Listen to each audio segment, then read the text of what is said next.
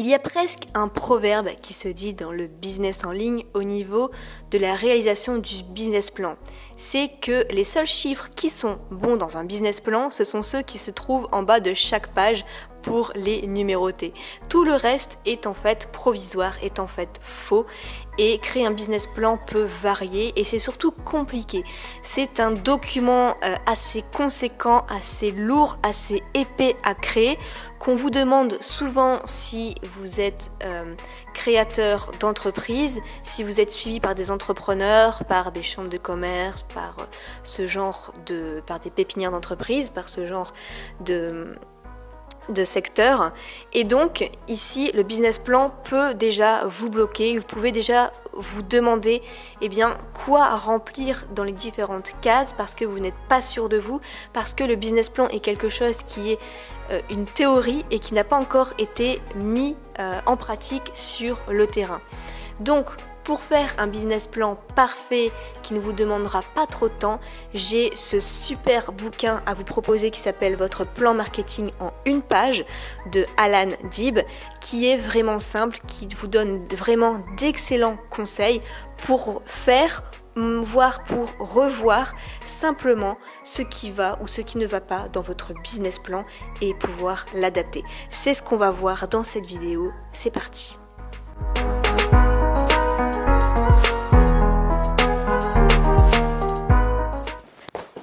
Hey, alors on va découper cette vidéo en plusieurs parties de ce business plan. Je vais vous expliquer un petit peu les différentes étapes. Donc bien sûr ici c'est un résumé, c'est vraiment un condensé, une synthèse si vous n'avez pas trop le temps et que vous n'avez pas forcément envie d'approfondir les choses, vous voulez quelque chose de simple.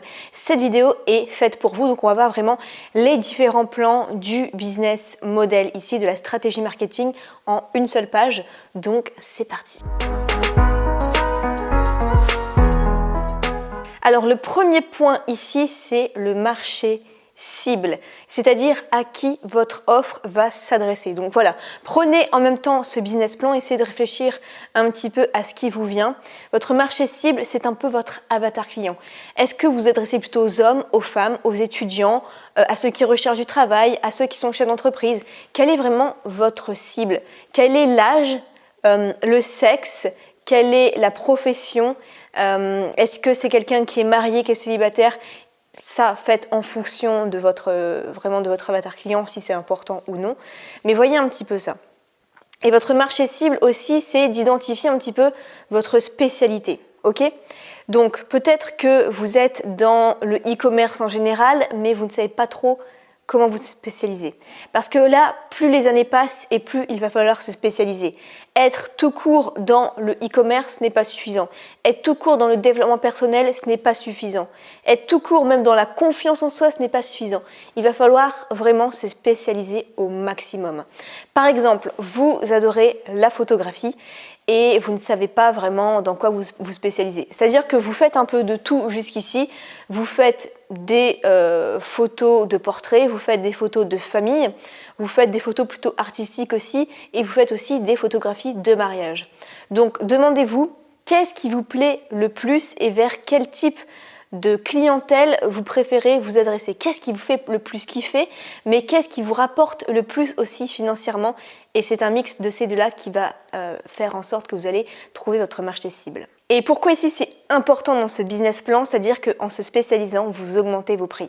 Quand vous allez voir un spécialiste, quand vous avez mal quelque part, vous payez plus cher que si vous allez voir un médecin généraliste parce que le spécialiste a consacré beaucoup plus de temps sur un domaine et il sait de quoi il parle. Donc vous, c'est la même chose dans votre business. Alors deuxième point ici, c'est d'élaborer son message.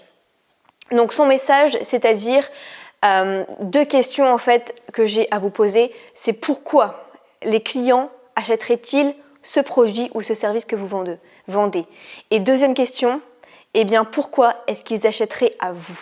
Donc il faut vraiment que ce soit clair dans votre esprit ça, parce que un message confus égale des ventes et des ventes de perdues. Donc vraiment réfléchissez à ces deux questions-là pour créer ce qu'on appelle votre UPS, en gros votre valeur, votre proposition de valeur que vous vendez, que vous mettez en avant, d'accord, qui est unique, qui est propre à vous. Et aussi, sachez l'adapter à votre clientèle. Par exemple, si on prend Apple, ils ont créé donc l'iPod, et l'iPod eh bien, faisait 5 gigas de mémoire. Et pourtant, du coup, c'était assez innovant. Mais ils se sont adaptés à leur clientèle. Leur clientèle, 5 gigas, ça ne va pas forcément leur parler. Enfin, ils savent ce que c'est, mais ça ne va pas forcément les exciter plus que ça. Par contre, le message, ils l'ont changé, ils l'ont adapté. Ils ont marqué 1000 chansons dans votre poche. Et ça, tout de suite, ça change la donne. Donc, troisième point ici, ça va être le support médiatique. C'est-à-dire sur quelle plateforme vous allez récolter des prospects et trouver des clients. Donc d'abord, c'est bien déjà de récolter des prospects. Donc les prospects, c'est quoi? Ce sont des personnes dont vous avez l'adresse email pour ensuite les recontacter. Donc sur quel support vous allez vous concentrer? Alors typiquement, on dit qu'il faut se focaliser sur une seule plateforme, je suis d'accord. Mais c'est pas bon non plus de mettre tous ces œufs dans le même panier, donc prenez plutôt en deux. Donc pour le business en ligne, c'est typiquement souvent YouTube et un site internet, mais ça peut être aussi un site internet et Instagram.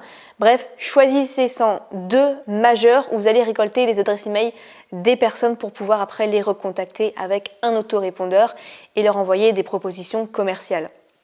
Donc voilà, vous pouvez en avoir plusieurs, mais choisissez-en deux majeurs pour vous concentrer dessus. Donc on en arrive maintenant à la deuxième phase, ça va être de capter des leads, c'est-à-dire comment vous allez récolter les adresses email. Donc juste avant, on a vu le support, quel réseau vous allez utiliser, mais maintenant c'est la façon dont vous allez capter les leads.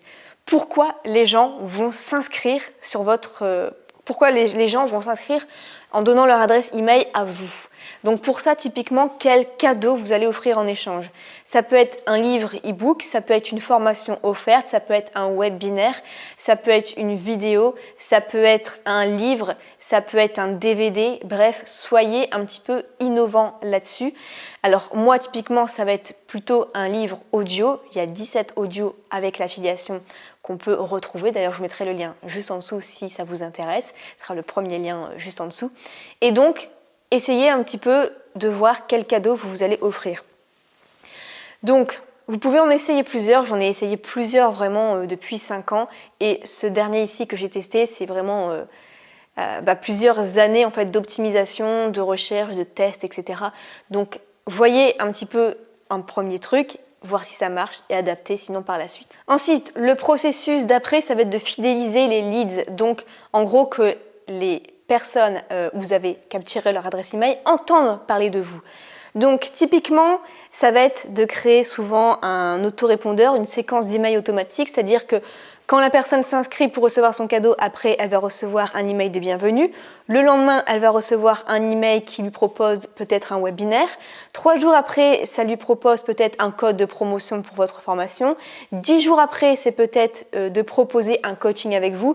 Donc, il va falloir créer comme ça une séquence pour fidéliser les prospects qui vous ont fait confiance. L'étape d'après, donc, c'est de convertir les ventes. Ici, le processus, ça va être en gros comment bien montrer votre autorité, votre expertise et comment donner confiance aux gens d'acheter chez vous.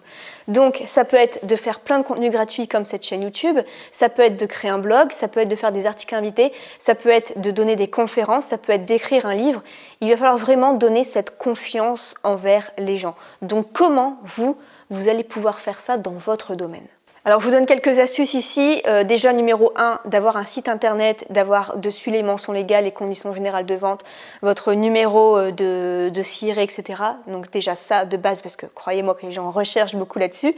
Ils veulent être assurés donc c'est normal. Et deuxièmement, d'avoir des avis clients. Donc pour le business en ligne, beaucoup utilisent Trustpilot puisque c'est quelque chose d'externe, c'est quelque chose qu'on ne peut pas vraiment hacker soi-même le truc. Donc ce sont vraiment des avis extérieurs de personnes qui peuvent laisser ce qu'ils ont vraiment pensé de votre produit.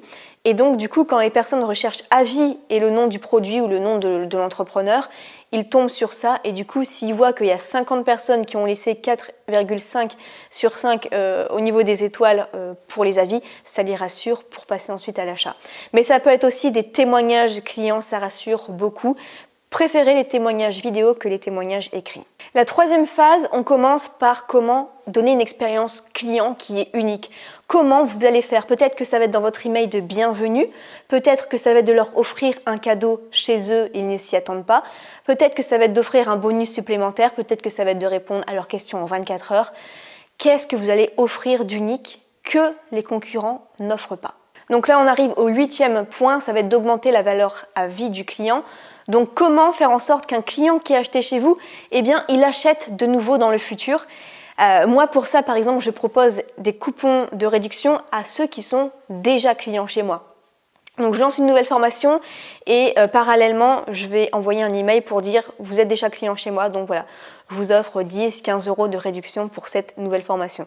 Donc vous, comment vous allez pouvoir faire? Peut-être que ça va être une carte de fidélité, peut-être que ça va être aussi des bons de réduction de temps en temps, peut-être que ça va être de leur offrir du contenu privé pour eux, pour leur donner envie d'aller plus loin, d'acheter une autre formation.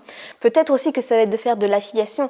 Vous allez proposer une formation de quelqu'un d'autre, mais qui peut être complémentaire à votre domaine. Et le dernier point, c'est d'avoir des recommandations parce que le bouche à oreille, les avis, tout ça, c'est quelque chose qui compte énormément dans le marketing. Ça va être un petit peu votre réputation que vous allez vous faire. Donc comment vous allez faire pour avoir une bonne réputation? Faut pas juste se dire le bouche à oreille va fonctionner. C'est pas que ça. Demandez des recommandations aux clients. Moi, j'ai un email automatique qui part 10 jours après que la personne ait acheté une de mes formations pour lui demander de laisser un avis sur Trustpilot. Et comme ça, du coup, ça fait un effet boule de neige. Plus de personnes laissent un avis positif, plus de personnes derrière achètent. Donc, les recommandations, ça peut être aussi sous forme d'affiliation. Vous pouvez proposer aux personnes qui ont acheté chez vous de vendre à leur tour la formation ou le cours, le service. Et s'ils arrivent à vendre ce cours, eh bien, ils touchent une rémunération sur cette vente. Donc, si vous voulez télécharger gratuitement ce PDF, il est juste en dessous.